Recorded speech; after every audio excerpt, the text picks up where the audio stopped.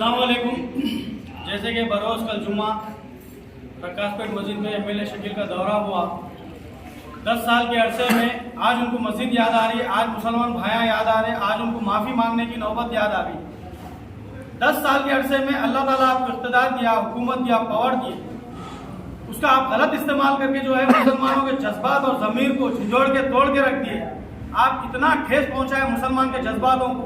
यही मुसलमान आपको 2 बार मौका दिए, आप क्या करें? पावर के तकब्बुर में, घमंड में आपको आस पास आगे पीछे कुछ नहीं दिखा। आपके इर्द गिर्द बच्चों के हाथ में कारोबार देके क्या करें आप? जुल्म, चाहे वो पुलिस स्टेशन रहो, हर वार्ड में रहो, हर बच्चों पे रहो, जुल्म का शिकार हुए बच्चे, मुसलमान के बच्चे, नौजवान बच्चे। आप कभी कोई बाप को अपने बेटे से दूर करे या फिर कोई औरत को अपने शौहर से दूर करे, आपको जब तकलीफ होना था, याद करो वो दिन जब अपने बच्चे, मुसलमान के बच्चे, यही मुसलमान कलमा पढ़ने वाले बच्चे जेलों में ईद गुजारे। आपको जब तकलीफ नहीं हुई, फिर जब आपका कलेजा नहीं हिला, आज आके आप आंसू बहा रहे अल्लाह के घर में। ये धर्म की राजनीति बंद करो। आप और आपके केसीआर साहब, जिसको आप गॉडफादर बोलते, क्या आप भूल गए? जो जुल्म करता, जुल्म के लश्कर लेके चलने वाले, जुल्म करने वाले हुक्मरान कहीं आए कहीं गए, दुनिया के एतबार में, जमहूरी एतबार से, सियासी एतबार से और शरई एतबार से कहीं ऐसे जुल्म करने वाले हुक्मरान बादशाह आ गए तो अल्लाह ताला उनका खात्मा करा। कोई पानी से मरा तो कोई मच्छर से मरा। आपको सोचने की जरूरत थी।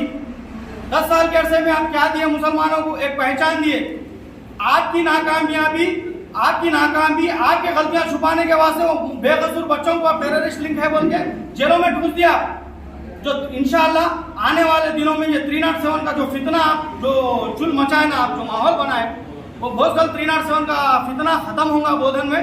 मुसलमान आप जाग गए जो है, मुसलमान समझदार है और हिंदू भी समझदार है। देश के अंदर हर हिंदू इतना जाहिल नहीं है, हर मुसलमान इतना जाहिल नहीं है। सब साहिब समझ है, सबको अब अक्ल आ रही, सब एकजुट हो रहे। जैसा कर्नाटका में इंशाअल्लाह हिंदू मुस्लिम सिख ईसाई होकर कांग्रेस को जिताए, उसी तरह से तेलंगाना के अंदर भी इंशाअल्लाह ताला कांग्रेस का परचम लहराएगा। मुसलमान हिंदू सब होश में आगे जो है, आपके झांसों में, आपके बातों में नहीं आने वाले। अगर आप यकीनन मुसलमान के रहनुमा, मुसलमान को जरा राय बराबर भी अगर आपको एहसास और फिक्र रहता था, तो आप यही केसीआर के नजर से नजर मिला के, आंखों से आंखें मिला के इस्तीफा फेंकना था। जब 12% कूदने पे पूरे मुसलमान के बाप को उठाया, आप जब चुप्पी साधे, क्योंकि आपकी कमजोरियां उनके हाथ में है। अगर आप उनसे नजर से नजर मिलाते तो आपका बक्कल टाइट कर देता था केसीआर। तो ये तमाम चीजें आप जब बोलना था, लड़ना था मुसलमानों के खिलाफ, मुसलमानों के वास्ते, क्या करे तुम? कहीं शरफू भाई को बोल दिए टेररिस्ट लिंक है, कहीं नांदेड़ से हथियार लाया बोल के रख दिए वो मासूम बच्चों को, कहीं मिर्ची का पाउडर बोल के बदनाम कर दिए। अरे यकीनन अगर उन लोग गलत करते थे, यकीनन अगर आप पे अटैक होता था, हम उनके खिलाफ करते थे, आपकी दाई पे बात करते थे, क्योंकि जमहूरियत है। जमहूरियत में जमहूरी जमातों में दुश्मनियां रहो या बदले की आग निकालना है तो सियासी दायरे में निकालना, सियासी रंजिश है, ये आपसी पर्सनल अटैक नहीं करना। तो मैं इसीलिए आपको बोल रहा हूँ एमएलए साहब, हाथ जलने के बाद पत्ते पकड़ के फायदा नहीं है। आप हथियार डाल दो, आप बेकार है। आप लड़ना, मस्जिदों में जाके, मंदिरों में जाके हाथ जोड़ना, भीख मांगना, आंसू बहाना, ये वो उन लोगों के आंसू याद करो जिन पे आप जुल्म कर रहे थे। तो आप सीधा इंशाल्लाह आप उम्मीद छोड़ दिए, आप फिर से एक बार एमएलए बनने की जो ख्वाब देख रहे वो कभी नहीं होगा। बोधन के मुसलमान आपको साथ देने वाले नहीं है।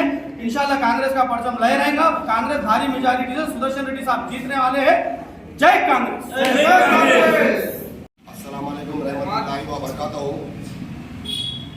आज बोधन से कांग्रेस पार्टी की तरफ से एक प्रेस मीट रखी गई है, जिसमें कहना यह है कि बोधन के शकील आमिर साहब कल रक्कासपेट मस्जिद में जब नमाज के लिए आए और मस्जिद के अंदर रहकर सियासत कर रहे थे, तो मस्जिद की कमेटी वालों ने कहा कि मस्जिद के अंदर सियासी बात नहीं करनी चाहिए, आप जो भी करना है बाहर जाके करिए।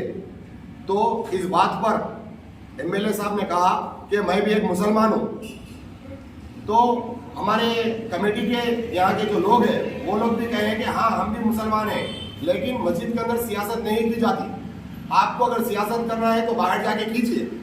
तो इस बात पे एमएलए साहब के आंखों में आंसू आ गए।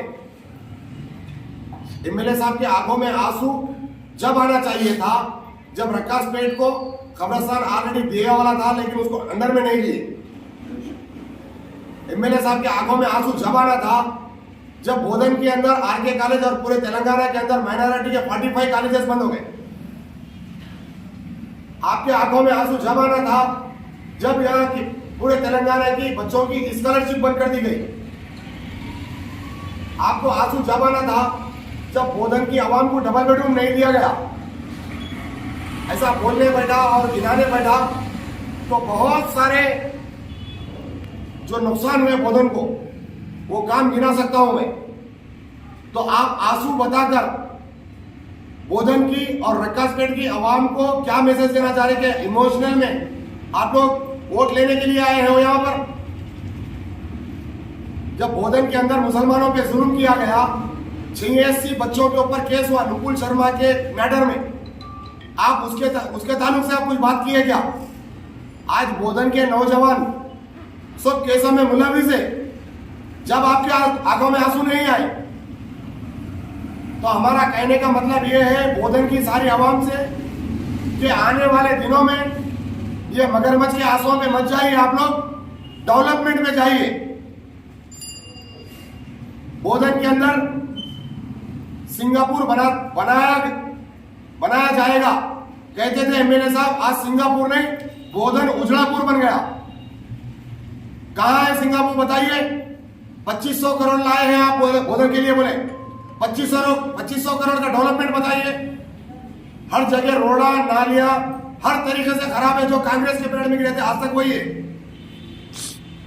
तो मैं बोधन की आवाम से कहना चाहता हूं कि आप लोग डेवलपमेंट के नाम पे वोट दीजिए, हिंदू मुसलमान के नाम पे ना वोट दीजिए, क्योंकि हमको डेवलपमेंट चाहिए, हमको बच्चों की स्कॉलरशिप चाहिए, हमको अच्छे अच्छे कॉलेजेस चाहिए। आप अगर 10 साल से मुसलमानों की हमदर्दी में काम करते थे तो आरके कॉलेज बंद होने नहीं देते थे। आप अगर मुसलमानों को अच्छा देखना चाहते थे तो आज माइनॉरिटी लोन बोधन के अंदर कम से कम 5000 देते थे।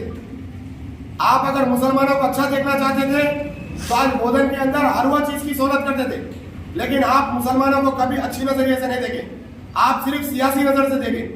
तो आने वाले दिनों में यही अवाम बोधन के मुसलमान और माइनॉरिटी सब जितने कास्ट वाले हैं, मैं उन सबको ये मैसेज देना चाह रहा हूं कि आने वाले दिनों में आप लोग सोच समझकर इस बात पे गौर व फिक्र कीजिए।